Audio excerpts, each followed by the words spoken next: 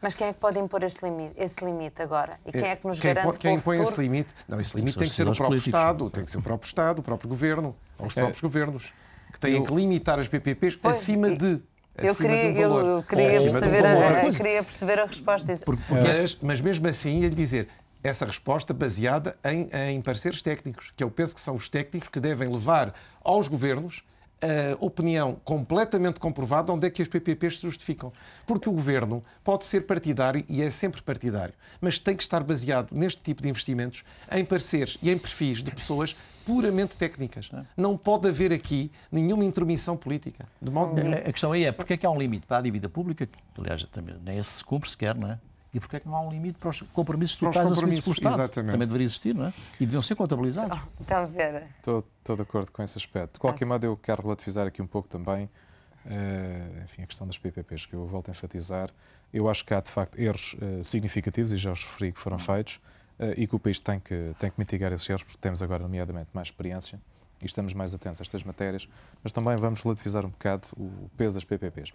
Eu estive aqui a compilar alguns números com base, enfim, num relatório que o BPI apresentou, portanto, agora recentemente, e também com base no próprio Orçamento de Estado e, neste momento, enfim, admitindo que, digamos, que o nosso produto interno bruto, a preços correntes, são cerca de 172 mil milhões de euros, nós verificamos que o encargo com as PPPs para 2010 são cerca de 869 milhões de euros. Portanto, é o que está no Orçamento de Estado. Quanto página... disse? 160? 869. Página 171 do Orçamento de Estado. E, portanto, que congrega, digamos, três então, tipos de... Então, por exemplo, 2017. Eu tenho aqui. Congrega três tipos de setores? Exatamente, portanto, 2017, demos só um instantinho. Eu lembrei-me de 2017, por ser pelo menos até aí vai o são encargo. 882 milhões de euros. Se cumprir o cenário base. Sim, se cumprir o cenário base. Eu devo dizer que o ponto máximo, e neste momento... 14. Exatamente, 2014. É 14. 2014 é o ano dos grandes sacrifícios. Exatamente. Estão aqui contemplados no Orçamento de Estado, digamos, três áreas, que é a área ferroviária, saúde e segurança. Se continuarmos a fazer esta análise mais para a frente, vamos ver que no ano 2029, o caso concreto das estradas passam, digamos, em vez de ser um encargo para o Estado, passa a ser um inflow, digamos, ao retorno da concessão ao Estado.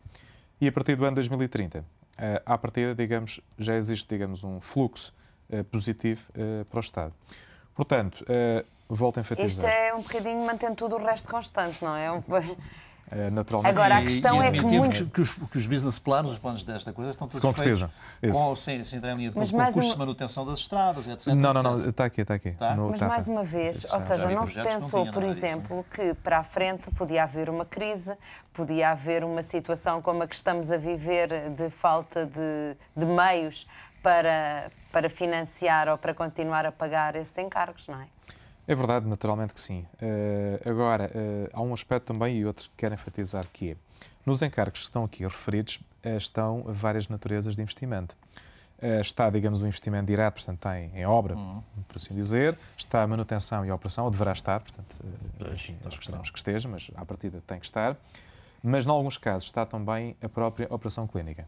No caso da saúde, portanto, estamos a falar de uma área importante, só para termos uma ideia, um hospital pequeno, a construção custa cerca de 100 milhões de euros, aproximadamente. Um ano de operação clínica passa de 100 milhões de euros. O que significa que, se nós tivermos, por exemplo, a parceria público-privada que tenha também a gestão clínica, naturalmente que isso é um montante que está diluído na renda, mas que, de outra forma, se, digamos, diretamente do Orçamento de Estado, digamos, da área da saúde. Portanto, a rodovia cria um problema maior que tem a ver com a utilização de quem passa lá, que era o exemplo que dava, que se falava há pouco, não é? De efetivamente não se cumprir a utilização que era expectável para aquela parceria. Pois, efetivamente, e aí vamos sempre à questão que é o estudo da procura. O estudo da procura é determinante. Naturalmente que, por vezes, se calhar temos que atender a outros critérios que não estritamente económicos, no caso da procura, por exemplo. Até que ponto é que faz sentido, efetivamente, imagino, construir, por exemplo, um centro de radioterapia, quando à partida, digamos, a unidade deve ser construída para 1 milhão de pessoas. sendo que estamos numa região, por exemplo, que tem 250 mil pessoas. Faz sentido ou não? Se calhar faz, porque existe um custo social, que é a pessoa deslocar-se, digamos, da região autónoma para o continente, com a família. Exatamente, portanto, ou seja, pronto. Aí são casos particulares, eu acho. Não é? Mas, portanto, o que enfatizo é que tem que haver uma análise técnica rigorosa. Vamos também desdramatizar um bocado o que são os encargos com os PPPs e enfatizando que, em algumas delas, estão duas rúbricas, que é o investimento, mas também a operação clínica. E, portanto, isso acaba por não ser um valor tão significativo quanto isso.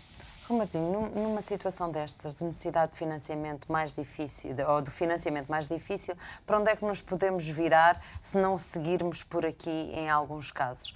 Sendo certo que o Basileia 3 acaba também por trazer mais responsabilidades à banca que travam financiamento, não é? Eu dizia que, além do Basileia 3, é toda esta conjuntura que estamos a viver agora. É evidente que é uma conjuntura onde não há liquidez, onde há dificuldades de financiamento e, portanto, é uma conjuntura muito especial, mas que, como todas, vai ser transitória. Porque eu creio que as situações todas vão ter que evoluir e esta também. Portanto, vamos passar isso e vamos situar-nos no Basileia 3, que assim vai vigorar durante muitos anos. Isso vai trazer mais algumas limitações, mas de qualquer maneira os bancos e as entidades bancárias nacionais e internacionais, porque nestes casos de PPPs os bancos internacionais também estão interessados e são financiadores, vão sempre arranjar maneira de beneficiar na sua própria política bancária este tipo de investimentos se são interessantes, se são investimentos que têm retorno para o banco. Interessante. Mas isso significa que se calhar que muitos destes que estamos aqui a falar não teriam feito neste contexto qualquer neste razão contexto de existir, não, mas também não é? já os fizemos há um tempo, foi noutro contexto, é evidente. Para o futuro, eu penso que todos vamos estar mais prevenidos.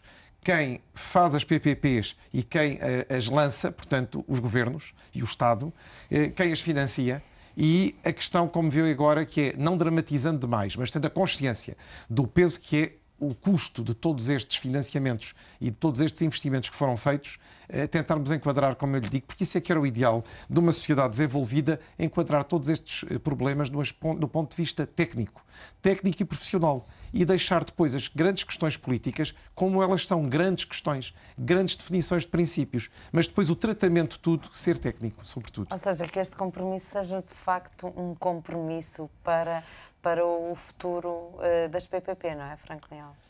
Sim, eu acho que... compromisso PS-PSD, obviamente. Eu acho que, genericamente falando, o mundo, a fase do dinheiro fácil acabou, não é? E, portanto, o grau de exigência em termos de alocação de capital alterou-se brutalmente em todas as dimensões. Os bancos já não fazem mais operações como faziam no passado de securitização, porque as pessoas já não compram junk products, ou pelo menos não os compram em massa como compravam no passado, e, portanto, há critérios de muito maior exigência, pelo menos. Eu acho que durante 1 ou 2 décadas, se calhar daqui a 3 décadas, a memória passou e volta-se ao mesmo. Mas para já vai ser assim. Isso também vai obrigar, inevitavelmente, a que os agentes do Estado também tenham que ter muito mais autoexigência na alocação de recursos, porque eles são limitados e, portanto, tornarão... Até agora, os bancos, obviamente, que financiavam e suportavam todas as operações, porque o risco era limitado e ganhavam bastante dinheiro nos spreads entre as operações ativas e passivas, nas comissões de organização das PPPs, etc. Para eles era fantástico, era easy money, claramente, como se costuma dizer. Agora, acho que toda a gente vai seguir um caminho muito mais rigoroso por virtude da escassez de recursos. E, portanto, eu acho que os políticos irão também seguir necessariamente essa senda, não é? Essa senda, exatamente. Então, Vera, antes de terminarmos, só lhe queria perguntar relativamente ao TGV, que parece que ainda não é claro sobre o que é que vai acontecer em 2011, porque o Governo continua a fazer vincapé dos benefícios que trará no imediato, por exemplo, em matéria de emprego. Qual é a sua avaliação? Ora bem, vou dar meramente aquilo que é a minha opinião pessoal, neste caso mais como cidadão, porque não fiz qualquer análise técnica sobre o TGV, portanto, enfim, não posso comentar tecnicamente. Como cidadão, eu diria que não parece o momento apropriado para levar a cabo um investimento com esta dimensão. Nomeadamente, porque, digamos, o efeito indutor do investimento não será muito significativo, nomeadamente para as empresas nacionais. E essa, digamos, é a minha preocupação. Muito bem. Agradeço aos três a vossa presença nesta Comissão Executiva. Estamos em cima do tempo. De certeza que haverá outras oportunidades para voltar às parcerias público-privadas em 2011, nomeadamente depois da criação desta empresa, não é? Vamos aguardar então. Obrigada. É o ponto final na Comissão Executiva, uma parceria entre o Económico TV, a Ordem dos Economistas e o Instituto Superior de Economia e Gestão. Amanhã o espaço da Comissão Executiva será preenchido pelo debate quinzenal com o Primeiro-Ministro no Parlamento. Nós voltamos na segunda-feira, até lá já sabe, fique com a ETV.